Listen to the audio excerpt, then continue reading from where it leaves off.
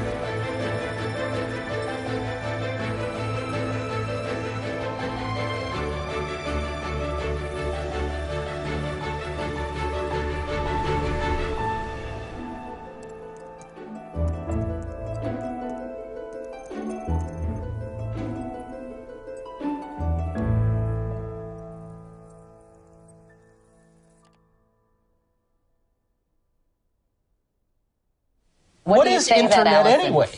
What do you mean? How does one? What do you write to it like mail? No, a lot of people use it and communicate. I guess they can communicate with NBC writers and producers. Allison, can you explain what internet is? No, she can't say anything in 10 seconds or less. Oh, Allison will be in the studio shortly. What does it mean? It's a giant computer network made up of started from. Oh, I thought you were going to tell us what this was. It's like a computer billboard. It's not in there. It's a computer billboard, but it's nationwide, and it's several universities and everything all joined together. Right. And others can access it. Right. And it's getting bigger and bigger all the time.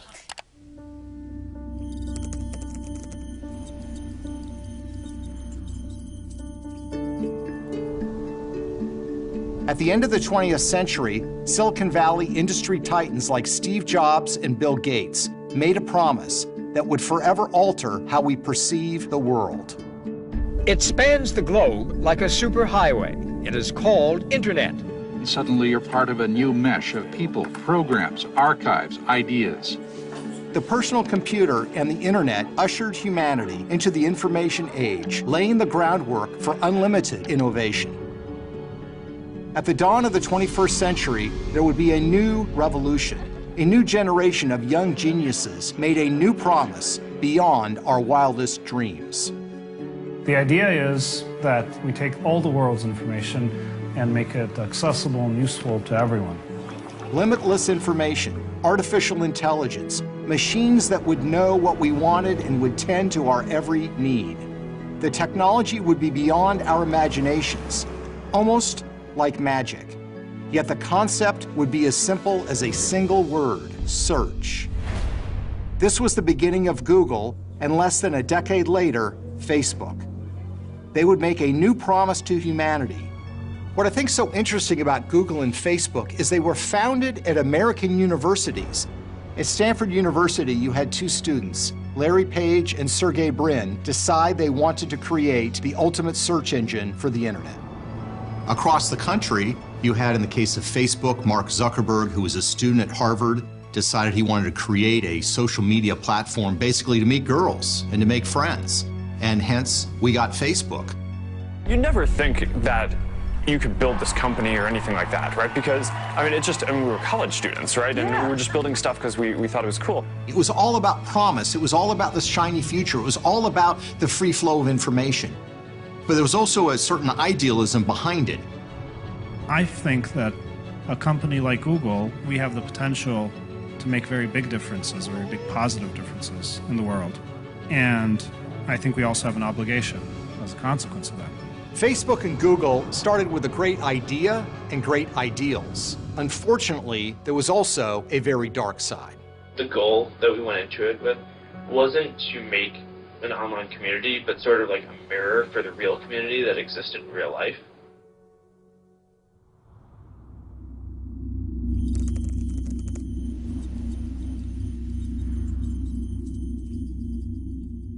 Google handles 65% of all internet search in the US and even more overseas.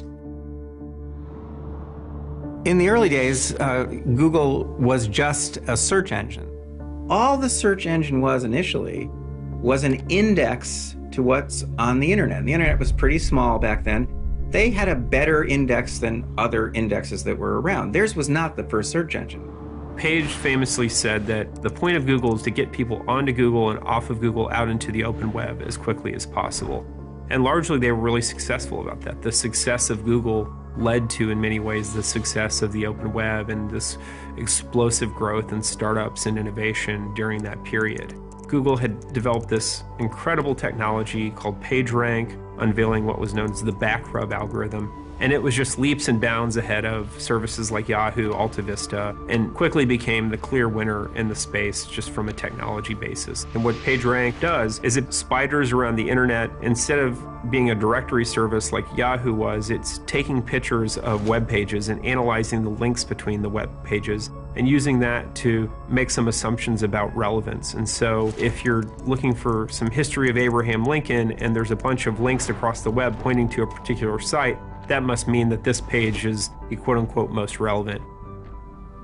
Now, they had to figure out, how do we make money off this? We've got an index. How do we make money? Well, they figured out how to do that. It's pretty simple. All you do is track people's searches. Your search history is very, very informative. That's going to tell someone immediately whether you're Republican or Democrat, whether you like one breakfast cereal versus another. That's going to tell you whether you're gay or straight. It's going to tell you thousands of things about a person over time because they can see what websites you're going to. And where did they go? Did they go to a porn site? Did they go to a shopping site? Did they go to a website looking up how to make bombs? This information essentially are building blocks. They are constructing a profile of you. And that profile is real, it's detailed, it's granular, and it never goes away. Google has more than doubled its profits in the last year selling internet advertising.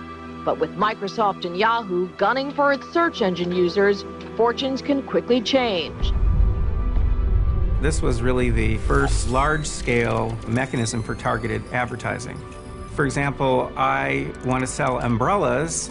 Well, Google could tell you exactly, who is looking for umbrellas because they have your search history, they know. So they could hook up the umbrella makers with people searching for umbrellas, basically send you targeted ads. That is where Google gets more than 90% of its revenue.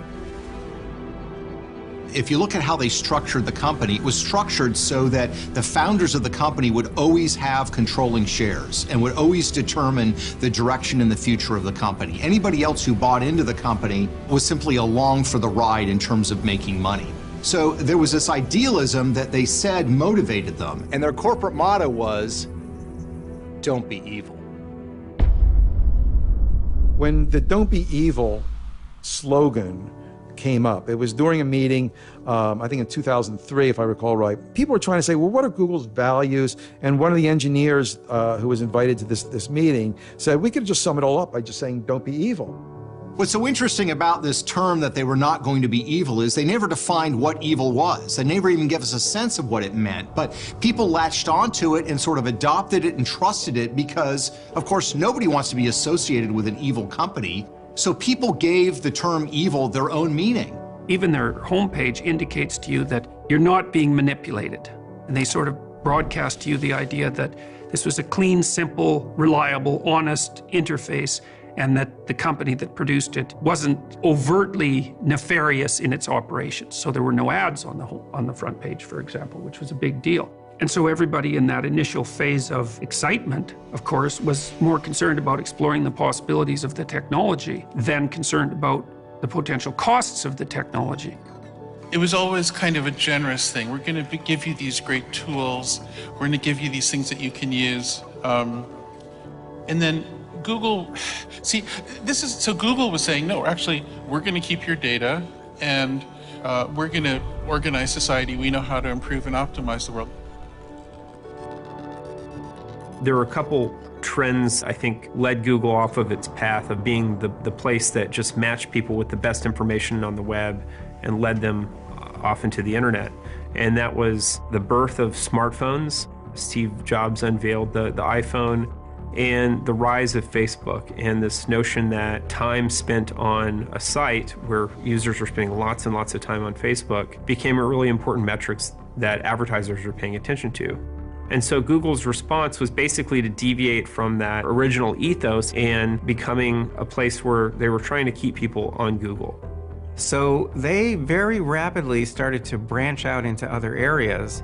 They were getting a lot of information from people using the search engine, but if people went directly to a website, that's bad, because now Google doesn't know that. So they developed a browser, which is now the most widely used browser in the world, Chrome. By getting people to use Chrome, they were able now to collect information about every single website you visited, whether or not you were using their search engine. But of course, even that's not enough, right? Because people do a lot of things now on their mobile devices, on their computers, without using their browser. You want to know what people are doing even when they're not online. So Google developed an operating system, which is called Android, which on mobile devices is the dominant operating system. And Android records what we're doing even when we are not online. As soon as you connect to the internet, Android uploads to Google a complete history of where you've been that day, among many other things. It's a progression of surveillance that Google has been engaged in since the beginning. When Google develops another tool for us to use, they're doing it not to make our lives easier. They're doing it to get another source of information about us. These are all free services, but obviously they're not, because huge, complicated machines aren't free. Your interaction with them is governed so that it will generate revenue. And that's what Google Docs is, and that's what Google Maps is, and literally now more than 100 different platforms that Google controls. Companies that use the surveillance business model, the two biggest being Google and Facebook, they don't sell you anything. They sell you. We are the product. Now, what Google will tell you is we're very transparent. There's a user agreement. Everybody knows that if you're going to search on Google and we're going to give you access to this free information, we need to get paid. So we're going to take your data.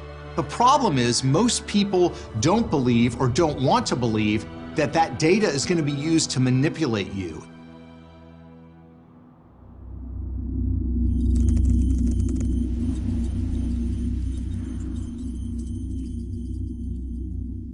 The commonality between Facebook and Google, even though they're different platforms, is math. They're driven by math and the ability to collect data. You sign on, you make a profile about yourself by answering some questions, entering some information such as your concentration or major at school, contact information about phone numbers, instant messaging screen names, anything you want to tell, interests, what books you like, movies, and most importantly, who your friends are. The founders of these companies were essentially mathematicians who understood that by collecting this information, you not only could monetize it and sell it to advertisers, but you could actually control and steer people or nudge people in the direction that you wanted them to go. An algorithm basically comes up with how certain things should react. So for example, you give it some inputs, be it in the case of Google, you would enter in a query, a search phrase, and then certain math will make decisions on what information should be presented to you. Algorithms are used throughout the whole entire process in everyday life, everything from search engines to how cars drive. The variables you decide, and when you have a human factor deciding what the variables are, it's going to affect the outcome. I want you to imagine walking into a room, control room with a bunch of people, 100 people hunched over at desks with little dials, and that control room will shape the thoughts and feelings of 1 billion people. This might sound like science fiction, but this actually exists right now, today. Our ethical presuppositions are built into the software, but our unethical presuppositions are built into the software as well. So whatever it is that motivates Google are going to be built right into the automated processes that sift our data. I used to be in one of those control rooms. I was a design ethicist at Google, where I studied how do you ethically steer people's thoughts. Because what we don't talk about is a handful of people working at a handful of technology companies, through their choices, will steer what 1 billion people are thinking today. What Google is essentially is a gigantic compression algorithm. And what a compression algorithm does is look at a very complex environment and simplifies it. And that's what you want when you put a term into a search engine. You want all the possibilities sifted so that you find the one that you can take action on, essentially. And so Google simplifies the world and presents the simplification to you, which is also what your perceptual systems do. And so basically we're building a giant perceptual machine that's an intermediary between us and the complex world. The problem with that is that whatever the assumptions are that Google operates under are going to be the filters that determine how the world is simplified and presented. So when you want to find something, a term, a person, do you Google it? It's really fast, no doubt about that. But are you getting the best answers to your questions? The algorithm that they use to show us search results, it was written for the precise purpose of doing two things which make it inherently biased. And those two things are, number one, filtering. That is to say, the algorithm has to look at all the different web pages it has in its index, and it's got billions of them, and it's got to make a selection. Let's say I type in, what's the best dog food? It has to look up all the dog foods it has in its database and all the websites associated with those dog foods. That's the filtering. But then it's got to put them into an order, and that's the ordering. So the filtering is biased because why did it pick those websites instead of the other 14 billion? And then the ordering is biased because why did it put Purina first and some other company second? It would be useless for us unless it was biased. That's precisely what we want. We want it to be biased. So the problem comes in, obviously, when we're not talking about dog foods, but when we're talking about things like elections. I am running for President of the United States. Because if we're asking questions about issues like immigration or about candidates, well, again, that algorithm is going to do those two things. It's going to do the filtering, so it's going to do some selecting from among billions of web pages, and then it's going to put them into an order. It will always favor one dog food over another, one online music service over another, one comparative shopping service over another, and one candidate over another. The Google search algorithm is made up of several hundred signals that we try to put together to serve the best results for each user. Just last year, we launched over 500 changes to our algorithm. So by some count, we change our algorithm almost every day, almost twice over. Now, it's possible that they're using unbiased algorithms, but they're not using unbiased algorithms to do things like search for unacceptable content on Twitter and on YouTube and on Facebook. Those aren't unbiased at all. They're built specifically to filter out whatever's bad. What happens is the best technical people with the biggest computers, with the best bandwidth to those computers, become more empowered than the others. And a great example of that is a company like Google, which for the most part is just scraping the same internet and the same data any of us can access, and yet is able to build this huge business of directing what links we see in front of us, which is an incredible influence on the world by having the bigger computers, the better scientists, and more access. As a digital platform, we feel like we are on the cutting edge of the issues which society is grappling with at any given time. Where do you draw the line of freedom of speech and so on? The question precisely is, what's good and bad according to whose judgment?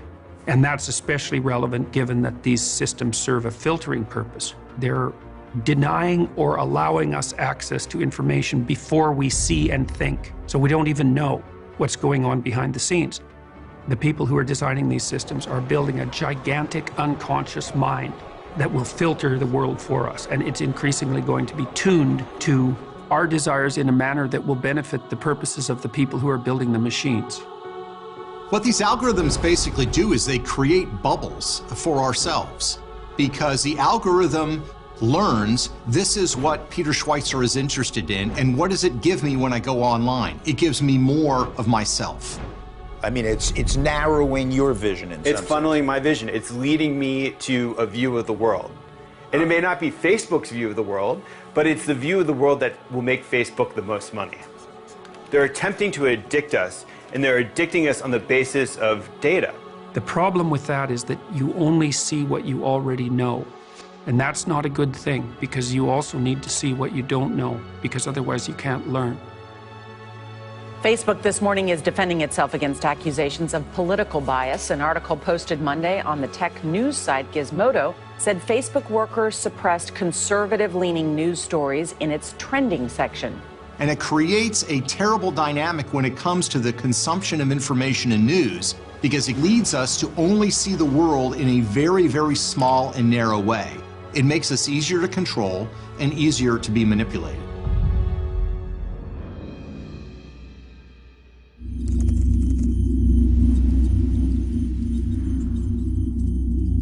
I think what's so troubling about Google and Facebook is you don't know what you don't know. And while the internet provides a lot of openness in the sense that you have access to all this information, the fact of the matter is you have basically two gatekeepers, Facebook and Google, which control what we have access to. News organizations have to be prepared that their homepages are less important. People are using Facebook as a homepage. They're using Twitter as their own homepage. Those news streams are their portals into the world of information. Google and Facebook started out as internet companies, and it has changed. They've morphed into media companies. They've morphed into a telecommunications provider. And at least in the US, media companies are regulated. Newspapers are regulated. Telecommunications providers are regulated. Internet companies, social media companies like Google and Facebook are not. So the roles have changed. Studies show now that individuals expect the news to find them. When we started, the number one thing that we threw out with our company was that millennials aren't interested in news. We were like, they are. That doesn't make any sense. Everyone wants to be informed. It's just that they're busy, and you need to create a different form of news to fit into their lives. There's so much active misinformation, and it's packaged very well, and it looks the same when you see it on a Facebook page. We can lose so much of what we've gained in terms of the kind of democratic freedoms and market-based economies and prosperity that we've come to take for granted. Both Google and Facebook announced they are updating their company policies to ban fake news sites from using their advertising networks. Both tech giants have come under scrutiny in recent weeks for presenting fake news during the presidential election. Well, fake news is not even really a description of anything anymore. It's a weapon. It gets tossed around. If there's a real news story that somebody doesn't like, they just dismiss it as fake news. It's kind of a way of trying to get it to go away. And it's being misused. It's being used as a way to dismiss actual factual evidence that something has happened. Right now, in the news, you'll see a lot of concern with so-called fake news stories. There are three reasons why we should not worry about fake news stories. Fake news is competitive. You can place your fake news stories about me, and I can place my fake news stories about you. It's completely competitive. There have always been fake news stories. There have always been fake TV commercials and fake billboards. That has always existed and always will. Second is that you can see them. They're visible. You can actually see them with your eyeballs. Because you can see them, that means you can weigh in on them. You also know that there's a human element, because usually there's a name of an author on the fake news stories. You know, you can decide just to ignore them. Generally speaking, most news stories, like most advertisements, are not actually read by anyone. So you put them in front of someone's eyeballs and people just kind of skip right over them. The third reason why fake news stories are not really an issue is because of something called confirmation bias. We pay attention to and actually believe things if they support what we already believe. So if you see a fake news story that says Hillary Clinton is the devil, but you love Hillary Clinton, you're not going to buy it. You're going to say that's ridiculous. On the other hand, if you happen to think Hillary Clinton is the devil, you're going to go, yes, I knew that. So you don't really change people's opinions with fake news stories. You don't. You support beliefs that people already have. The real problem is these new forms of influence that, number one, are not competitive, number two, people can't see, and number three, are not subject to confirmation bias. If you can't see something, confirmation bias can't kick in. So we're in a world right now in which our opinions, beliefs, attitudes, voting preferences, purchases are all being pushed one way or another every single day by forces that we cannot see. The real problem of manipulation of news and information is secret. It's what Google and Facebook are doing on a regular basis by suppressing stories, by steering us towards other stories rather than the stories we're actually seeking. That's the real manipulation that's going on. Fake news is the shiny object they want us to chase that really isn't relevant to the problems we're facing today. We use Google so extensively. The average person does, multiple queries per day, and some more than others. And over time, you don't realize that it's impacting you. And we already know that people are not necessarily fact-checking on their own. They rely on media companies, they rely on mainstream media, they rely on companies like Google to give them answers about the world, without necessarily looking at, is that true? Facebook has become the #1 source of news for Americans. Well, gee, what if they were biasing the news feed toward one cause or another, one candidate or another? Would we have any way of knowing that? Of course not. And we don't know what Facebook's aims are. In fact, Facebook doesn't know what its aims are because it's going to be the sum total of all the people who are working on these algorithms. A whistleblower, someone who used to work for Facebook, came forward last year and said, I was one of the news curators at Facebook. A bunch of us used to sit around every day and we used to remove stories from the news feed that were too conservative, and now and then we'd inject a story that we just thought was really cool. Facebook founder Mark Zuckerberg says he's committed to giving everyone a voice. He's responding to an allegation that Facebook edits conservative views out of its trending topics. They can suppress certain types of results based on what they think you should be seeing, based on what your followers are presenting. Now a new report claims that according to a former Facebook employee, the social media mega company sometimes ignores what is actually trending among its billion users if the story originated from a conservative news source, or if it's a topic causing buzz among conservatives. Facebook constantly manipulates their users. They do it by the things that they insert into the news feeds. They do it by the types of posts they allow their users to see. And the fact that they actually decided to do psychological experiments on their users is something that I think a lot of people need to really fully understand. And they were doing it based upon the fact that different things that people posted, they wanted to see how other people would react to it. On the Health Watch, what your Facebook friends post can have a direct effect on your mood. New research shows the more negative posts you see, the more negative you could become.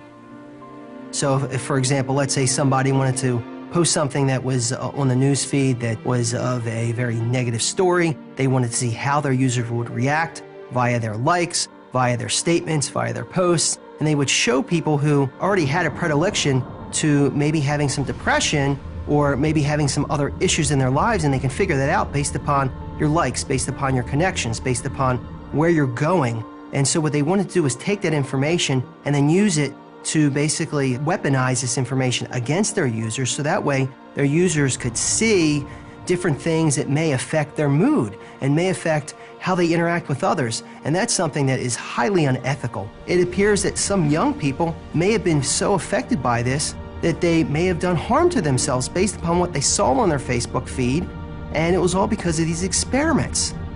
The thing is that we have no standing with Facebook. We're not citizens of Facebook. We have no vote on Facebook. It's not a democracy. And this process is not a way we can design the future. We can't rely on this single company to invent our digital future. Basically, there's legislation in this country that says that if you are a platform, you are not liable for what people publish on you. However, if you start to edit what people publish on your platform, then your legal obligations increase.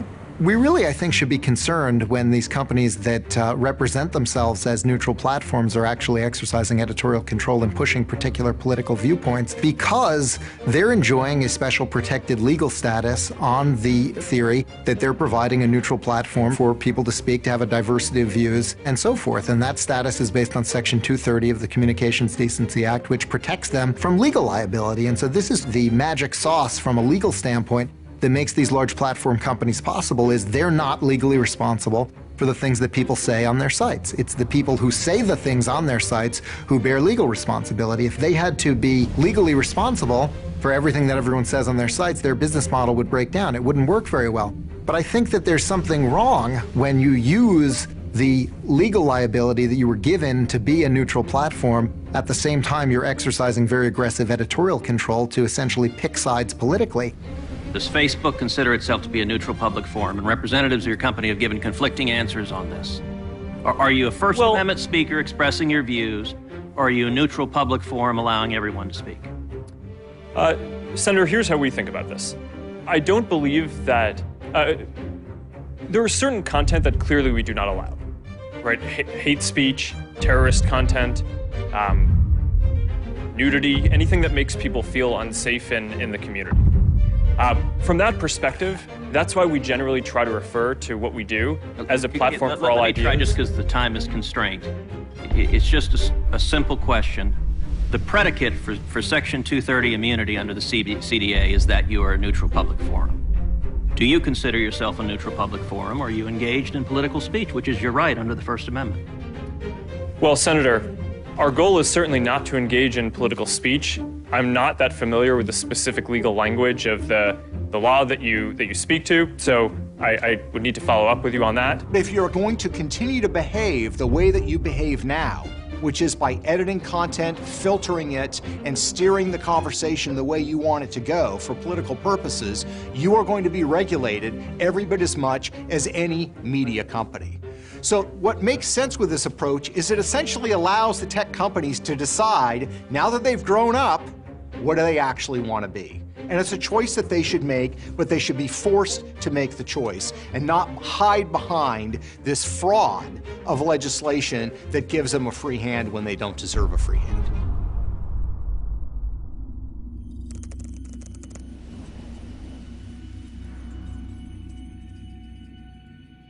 There's what I call the creepy line, and the Google policy about a lot of these things is to get right up to the creepy line but not cross it.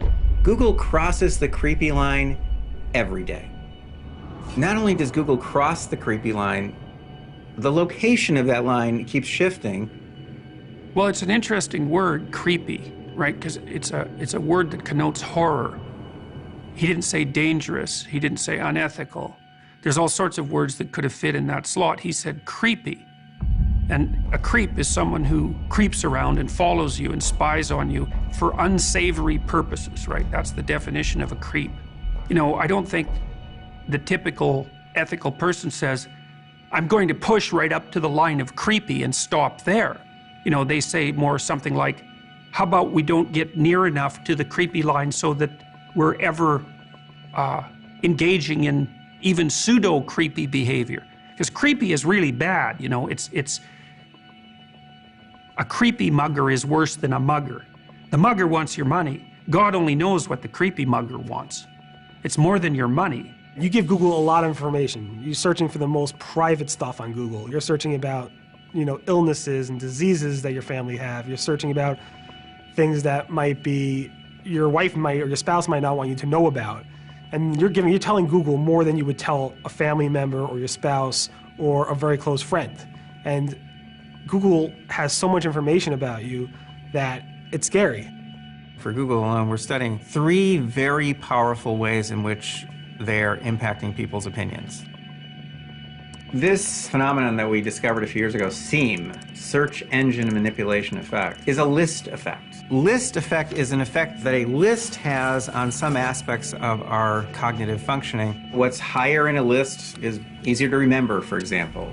SEAM is an example of a list effect, but with a difference, because it's the only list effect I'm aware of that is supported by a daily regimen of operant conditioning that tells us that what's at the top of search results is better and truer than what's lower in the list.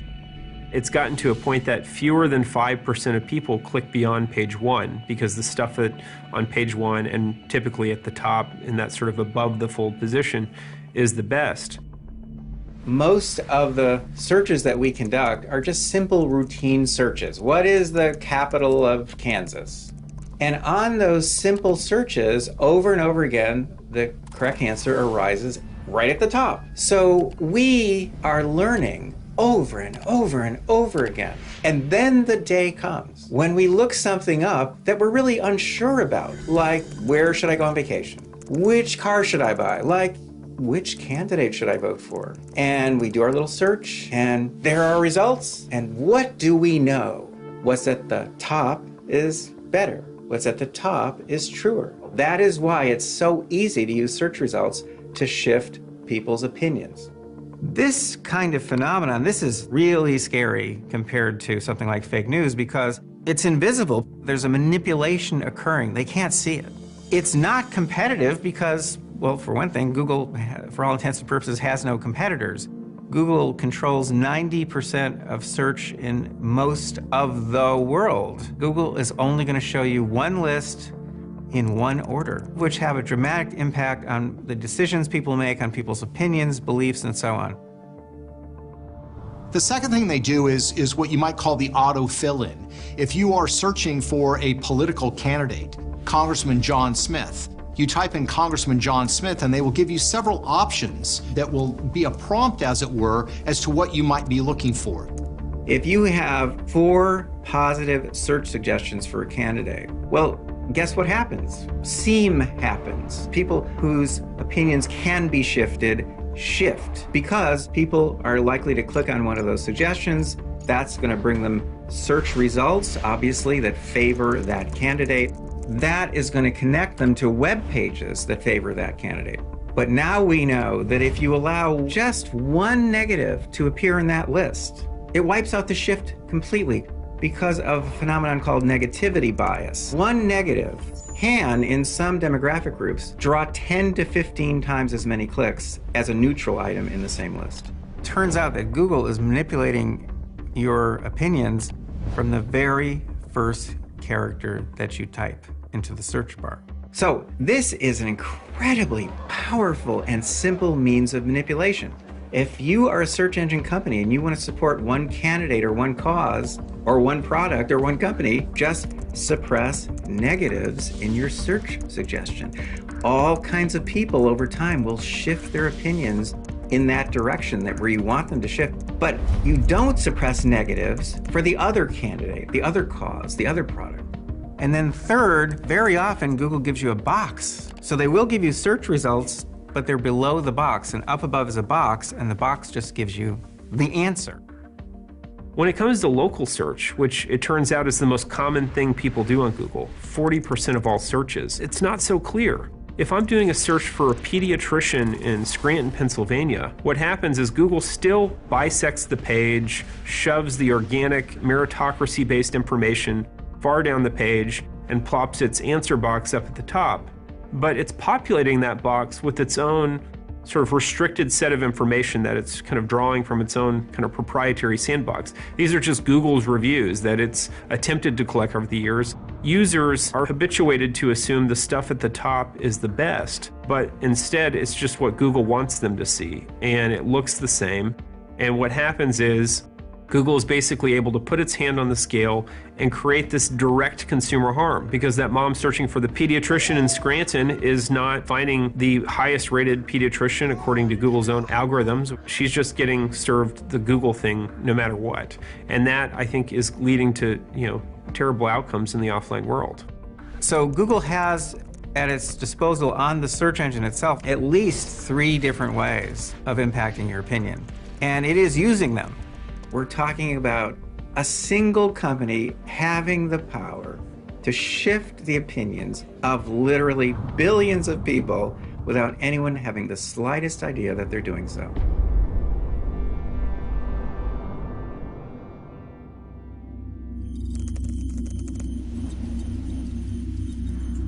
Let me ask you guys about, switching gears, I want to ask you about sort of privacy and information. We have a phone that you're talking about that will be, I guess, technically always on. We have Google, which basically maybe knows what I'm going to ask for before I ask for it. It finishes my search request. It knows everything that's going on in my household. Should I be concerned about how much you know about me? We've had this question for more than a decade at Google, and our answer is always the same. You have control over the information that we have about you. You can actually have it deleted. You can also search anonymously. You get to choose not to give us this information. But if you give it to us, we can do a better job of making better services for you. And I think that's the right answer. These computer systems naturally collect this data, but we also forget it after a while, and we've written down why and how.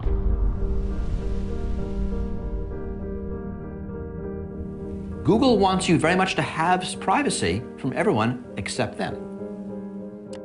The first thing we all should do is quit using Gmail.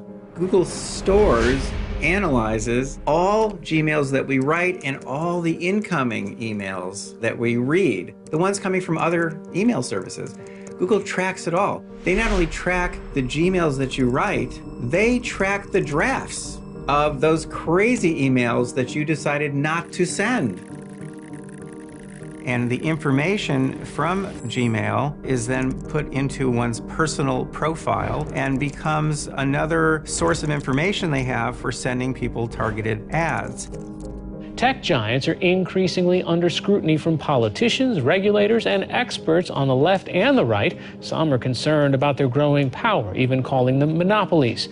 And the tension keeps building. Yet their role in contemporary life certainly isn't shrinking.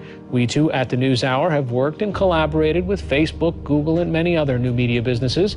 Journalists whom I communicate with regularly about these issues, including journalists at Time Magazine, The Guardian, The Hill, I could go on and on. They're using Gmail. Not only that, their companies are using a form of Gmail. Their emails are running through Google servers. All of their incoming and outgoing communications are being monitored by Google. This is happening also at major universities. If you entered the University of California after a certain date, guess what? You're using Gmail whether you know it or not.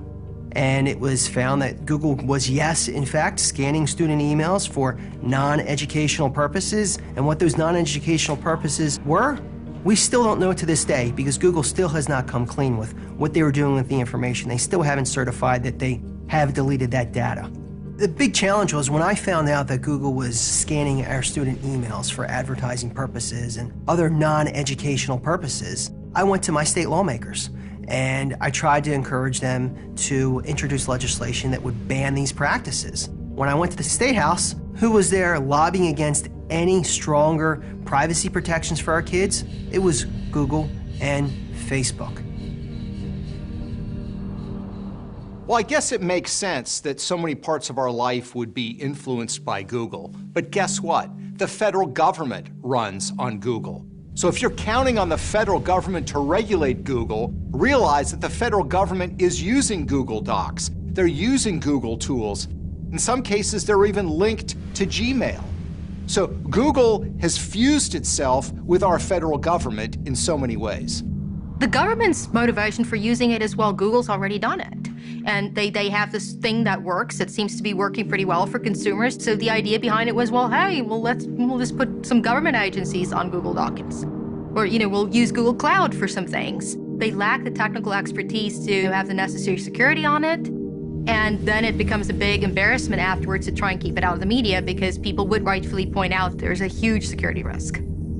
Some members of Congress are calling for an investigation of Google for secretly tracking iPhone users all over the internet, even users who thought they had blocked that kind of surveillance. You see this pattern emerging over and over again. So look at Google Street View. Google agreeing to pay $7 million to settle with 38 states over its Street View Cars collection of data from unsecured Wi-Fi networks. The Street View vehicles equipped with antennas and open source software gathered network identification information, as well as data frames and payload data being transmitted over unsecured wireless networks as the cars were driving by. It's a great tool for, say, tourists or homesick transplants, but privacy advocate Kevin Bankston says Google is being too invasive. There are a lot of people on the web who are, I think, freaked out by this. They find it kind of icky and uncomfortable. And so absent the fact that it got caught and they were fined and that they tried to cover up some of the things that they were doing and the media got wind of it, nothing would have happened to them. The new Google Home Mini has a massive problem, and it isn't even out yet. It was released to reporters for free last week to test it out. One journalist discovered his device recorded everything in earshot and uploaded it. More and more people are beginning to use these smart devices in their homes. There's two things to it that I think people need to be aware of. The fact is that it's always on and always listening, so it's collecting an enormous amount of data on their users. The other thing is the fact that it is only giving you one answer back. Okay, Google, how tall is a T-Rex? Here's a summary from the website animals.nationalgeographic.com. Fossil evidence shows that Tyrannosaurus was about 40 feet long. I think it's something we should be aware of what's happening with the bias that's being introduced, because more and more people are starting to use these units, and certainly children are using it. And kids don't have the ability to discern that it's a biased result. According to a new report by the Electronic Frontier Foundation, schools are collecting and storing kids' names, birth dates, browsing histories, location data, and much more without proper privacy protections. They went into schools and they offered their Google Apps for Education for free to schools. What they weren't telling anyone was that they're actually collecting information on our kids secretly, and they're using this for profiling purposes. We just don't know how that information is going to be utilized against them. It could be utilized against them when they apply to college. It could be utilized against them when they go in for a job. It could be utilized against them for insurance. It could be utilized against them whenever you want to buy something online. And they're taking that information and they're weaponizing it against our own kids. And guess what happened? Nothing. Absolutely nothing happened when the FTC heard about it, when the Department of Education heard about it. They took no action. So Google grew out of a PhD program at Stanford, right? They have this affinity for academics. They view themselves as academic a little bit in nature. Their campus looks like a college campus. So Google provides a ton of funding for academic institutions, individual academics all around the world. So we found something like 300 papers that were funded by Google in some way that supported Google's policy positions. They like to say, hey, we have the country's foremost academic experts behind us, and what they're not telling the public is the fact that they're actually funding these so-called independent experts, these so-called independent academics. Eric Schmidt was testifying before Congress about whether or not Google was a monopoly. He was relying on an academic study to bolster his point, but he didn't disclose that the paper was actually funded by Google. Are you concerned that your company has been, quote, exerting enormous power to direct internet traffic in ways that hurt many small rural businesses, end of quote? Extremely good and well-meaning small businesses move up and down in the rankings, but we are in the rankings business, and so for every loser there's a winner and so forth. I am satisfied that the vast majority of small businesses are extremely well served by our approach. And as I said earlier to Senator Klobuchar, I do believe that if anything, our system promotes and enhances small business over larger businesses because it gives them a hearing and a role that they would not otherwise have, is the nature of the way the algorithms work. Google has blacklists, and the biggest blacklist they have is called their quarantine list. Now, I'm guessing very few people have ever heard of this list, and yet I'm telling you, it not only is a tool of censorship, it is by far the biggest and most dangerous list that Google maintains for the purpose of controlling information. The quarantine list is a list of websites that Google doesn't want you to visit. Are there 1,000 items on this list? No. There are millions of websites on this list. Google has the power to block access to websites. And there are no relevant regulations. There's no oversight. There's no advisory group. There's nothing. No one even realizes that Google is doing it. There was a particular day where Google shut down the entire internet for 40 minutes. This was reported by The Guardian. Google did not deny it. They shut down half of the internet in Japan. And again, they acknowledged it. We are talking about a company with so much power. Well, who gave Google the power to shut down the internet? Where did that come from?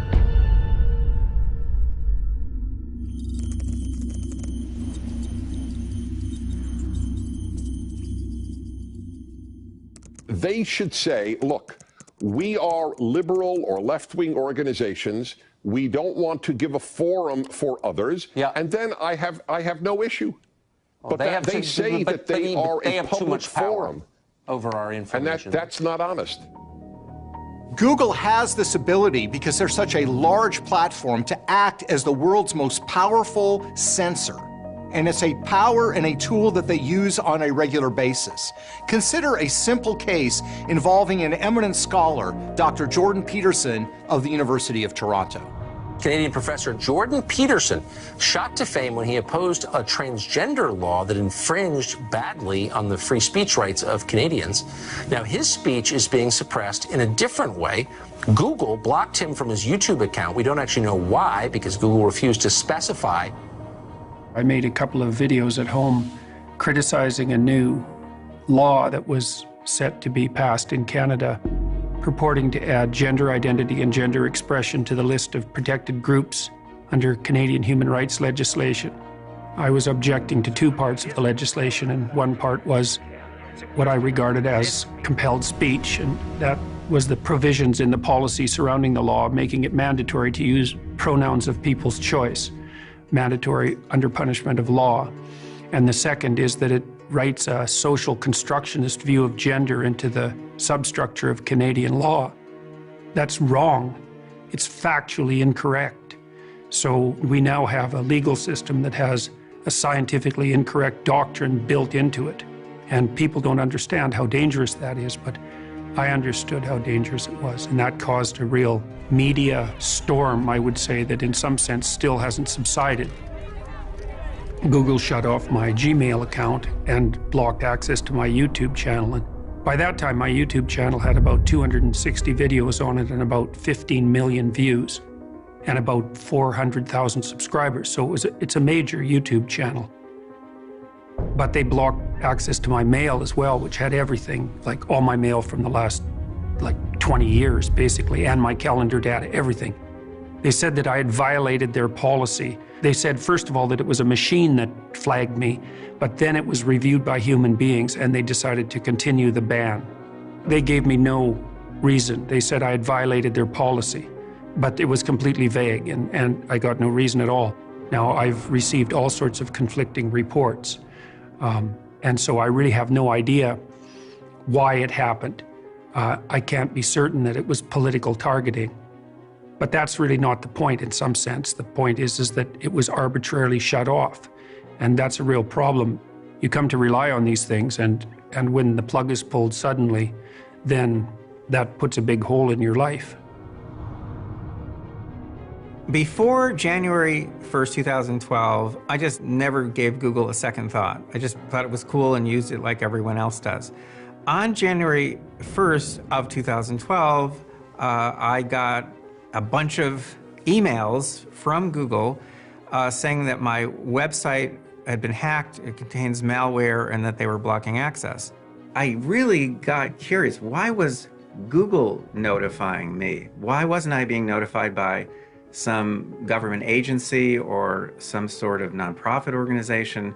One thing that I thought was curious was they had no customer service department. So here, they're blocking access to your websites, including my main website, except there's no one you can call to help you.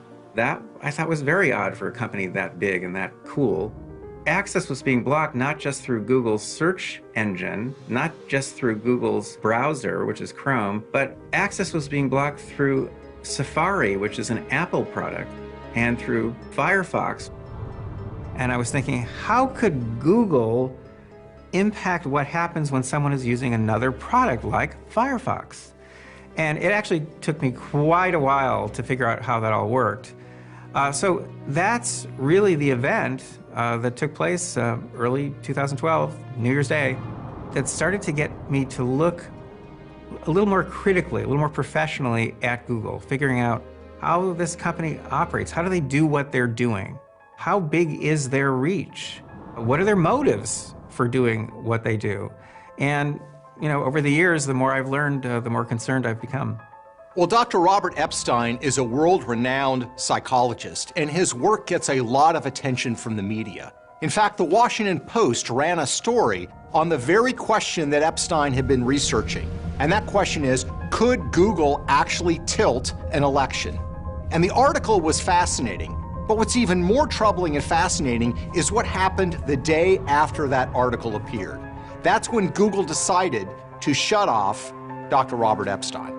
The next day, I could no longer access Google.com. I mean, you're seeing something here that probably very few people in the world have ever seen. You are seeing a timeout on Google.com. So I started, you know, asking around. I started doing some research on it, and I actually found how a company like Google could, in fact, cut you off from their services. I also found in their terms of service very clear language saying they had every right to cut you off from their services whenever they pleased, with or without cause. When Google decided to go after Robert Epstein and Jordan Peterson, in a way they were making a mistake, because these are two individuals that have a lot of contacts in the media, have a lot of relationships, and can draw attention to the fact that they are being censored by Google. But consider somebody who's had the spigot shut off by Google who doesn't have those kind of relationships. What happens to those people? Those people essentially disappear because Google has decided they don't want you to hear what they have to say. You started just having smaller content providers that's doing incredibly, you know, innocuous things on reviews of movies and expressing an opinion on something that somebody at YouTube apparently objected to. It could be a critical review of Wonder Woman, and all of a sudden the video gets demonetized. They're no longer there to be discussed. That's the problem with censorship.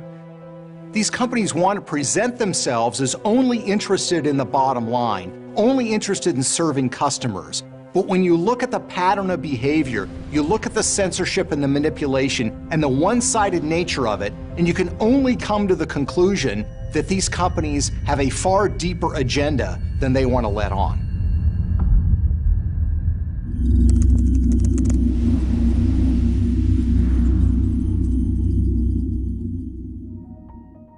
Google is definitely the biggest kingmaker on this earth that has ever existed, because it can make kings, not just in the United States, but pretty much in every country in the world.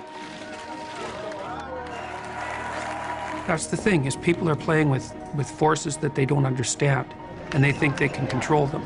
Kingmakers aren't always benevolent forces by any stretch of the imagination, and especially when they're operating behind the scenes. Google and Facebook has the power to undermine democracy without us knowing that democracy has been undermined.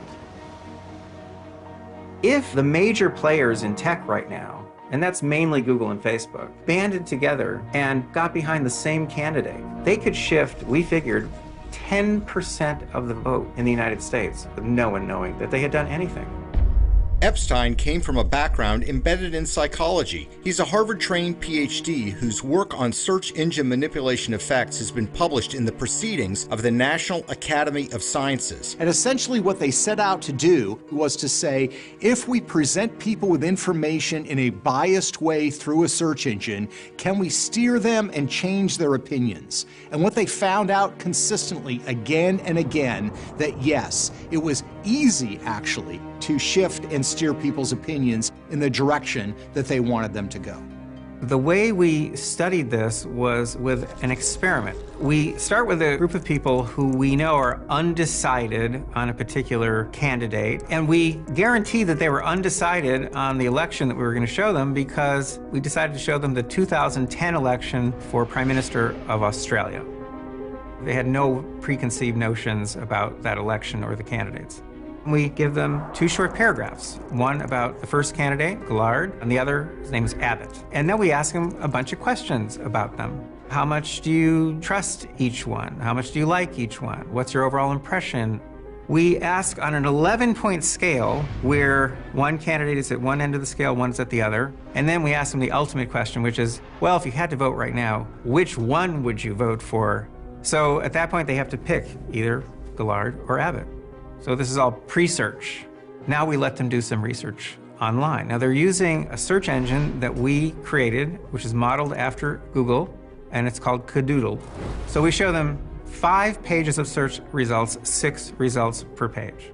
And then they can use the search engine as they would use Google. They're seeing real search results from that election connecting to real web pages. So before the search, the split we're getting is exactly what you would expect to get from people who are undecided. And when they're done, we ask them all those questions again. This is now the post-search part of the experiment. And the question is, do we get any shift? Here's what people don't know. People are being randomly assigned to one of 3 groups.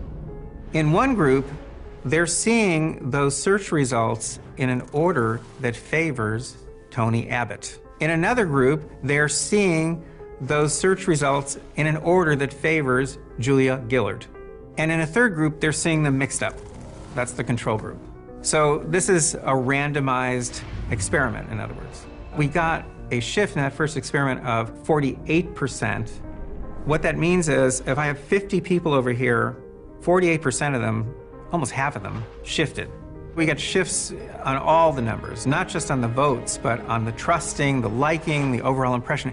Everything we asked shifted in a direction that matched the bias in the search rankings. This is random assignment, so we're arbitrarily putting some people in the pro-Abbott group, some people in the pro-Gillard group. It's just arbitrary, it's random. And wherever we put them, they shift. So that's the power here. There was another thing that caught our attention in this first experiment, and that is 3/4 of the people in that experiment seemed to have no awareness whatsoever that they were seeing biased search rankings, even though these were blatantly biased. When we decided to repeat this, we thought, why don't we try to mask what we're doing just a little bit, see if we still get a shift. And we're going to take the 4th item, so let's say that's a pro-Abbott item, and we're going to swap it with the pro-Gillard item. So we're just going to mix it up a little bit. So in that second experiment, same exact procedure, 103 new participants. 2 things happened. Number 1, we got a shift again, this time 63%, even bigger. Even more interesting, the percentage of people who seemed unaware that they were seeing biased search rankings went up to 85%. We said, oh, let's do it again and let's be a little more aggressive with the mask. Third experiment, we again get this enormous shift, but now 100% of our participants saw no bias in the search results. So this told us that not only could we shift opinions and voting preferences just by manipulating search results, but we could do it in such a way that no one was aware of. Now you've got incredible power to manipulate people. That was our first set of experiments. The next thing we did was to replicate the experiments we had done on a small scale nationally in the US. So we had more than 2,000 participants from all 50 states. We used masking. In some demographic groups, the effect was smaller, and in some it was larger. And in one demographic group, the shift was 80%. Now, we also had so many people in this particular study that we could look specifically at the very, very small number of people who did notice the bias in the search rankings. And that is when we learned that the people who notice the bias shift even farther in the direction of the bias. Seems to be that if you see the bias, since you believe in search results and you believe in search engines and you believe they're objective, that what you're seeing is simply confirming that that candidate must be better because the search engine itself prefers that candidate. In other words, this algorithm has chosen that candidate over the other. That algorithm has to be right because, of course, it's objective. So we went to India because in early 2014, there took place the largest democratic election in history. And we recruited more than 2,000 people from throughout India to participate in the same kind of experiment. Now, We're using real voters right smack in the middle of an extremely intense campaign, and we're showing them biased search results. What did we get? Well, overall, we found we could easily get a shift of over 20%, and in some demographic groups, the shift was over 60%. So this was still an enormous effect. We actually have identified a manipulation that a search engine company could implement for free, and icing on the cake, 99.5% of the people in the study saw no bias in the search results. Hillary Clinton and Donald Trump held dueling rallies Wednesday, just shy of 4 weeks until Election Day. Clinton rallied supporters in Colorado while Trump was in Florida. Both candidates wasted no time going after the other. We developed a new monitoring system, unprecedented as far as I know, and this system allowed us, in effect, to look over the shoulders of people as they were using search engines. This was for about 5 months before the election, all the way through Election Day, and then we actually went a little bit past that. The American people are the victims of this system. We recorded all the web pages that their search results connected to. We knew where in those search results people were seeing those links. So we could compute bias. We could actually compute whether or not those search results were favoring either Donald Trump or Hillary Clinton. We found systematic bias in favor of one candidate. Now, it happens to be Hillary Clinton, but in my mind, it doesn't matter who it is. If there's systematic bias for one candidate, that can shift a lot of votes. Here, we're looking at bias according to search position. So this is position 1 in the search results, position 2, position 3, and so on. Any dot above the line, again, would indicate a pro-Clinton bias, and I mean this bias in a statistical sense. Anyone below would indicate a bias in favor of Trump. We were seeing bias in all 10 search positions on the first page of search results. That's pretty blatant. I mean, frankly, if I were running the show, I wouldn't want to use a manipulation that's so blatant. But remember, we're running this tracking system secretly. If there had been no bias in search rankings, given the vast number of people these days who get information from the internet, who look for information about political issues online, who look for information about candidates online, if you took away this bias, it is possible that Clinton and Trump would have been neck and neck in the popular vote. I'm strictly apolitical, and the organization where I've conducted the research is strictly nonpartisan. I will say in the 2016 election, I do feel Hillary Clinton was better qualified to serve as president than Donald Trump. But the work that I am doing has nothing to do with politics, has nothing to do with candidates.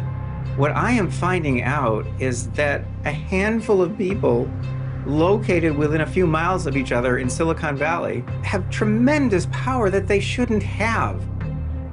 Now, they could use that power on Monday for one political party and on Tuesday for a different political party. Do any of us want to be in that kind of world where people like that have so much power and they can wield it this way or that way? I don't think we do. There's a reason all our political ads end with "I'm so-and-so and I approve this message," which is that if you want people to make informed decisions based on having more political speech, not less, based on not tamping down but allowing as many speakers as possible, then people need to know when they're being subjected to political speech, to political decision-making, and so forth. And so I think that certainly if they engage in that, and if that's something that they do, that needs to be in the purview of a transparency rule if Congress were to design one, because that's something that, you know, it's not that people shouldn't be subjected to that if a private company wants to do it, in my judgment, but they should know that it's happening. When you start to talk about these big platforms, now other possibilities arise, because if Google or Facebook want to favor some candidate or some cause, you cannot possibly correct for that. It is impossible. If a few months before the election, Facebook sends out go out and register reminders to certain people but not to others. So we call this TME, the targeted messaging effect. What happens if over and over again they're sending out these messages, go register, go register, go register, and they're doing so selectively? couldn't they shift registrations? Here's the problem with Facebook and Google. They present themselves not as a government trying to steer people towards some utopia, but as companies that are simply providing services. Services that we want and services that are good for us. You're powerful enough to change the political landscape. It isn't a question of whether you want to, if you can. It's a question of convince me that you're not doing it if you can. Because there's no reason for me to assume that you're not subject to the same dark motivations of power and domination that are characteristic of any system that has the capacity for power and domination. You should assume that you have a tyrant in you, instead of assuming that you can just not be evil. It's not that funny when it's a system that big. When you're building a super powerful super intelligence, not being evil actually turns out to be a big deal. If you look at the traditional notion of fascism as demonstrated by Mussolini in Italy, it was a policy of corporatism. It was a fusing of powerful private corporations with the government and joining them together. And what we are experiencing increasingly in the tech world is a fusing of these large tech firms like Google and Facebook with our federal government. It's not just trying to get the sort of regulatory freedom that they want, it's about involvement in areas related to military technology, related to artificial intelligence, to steering the tech ship of the future of the American people. And the problem is that the conversation is being held by our political leaders with Google and Facebook, but it's a conversation that never includes us at the table.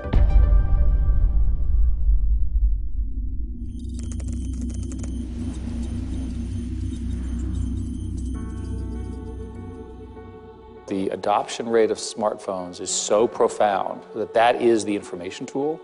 And so how people get their information, what they believe, what they don't, is, I think, the project for the next decade.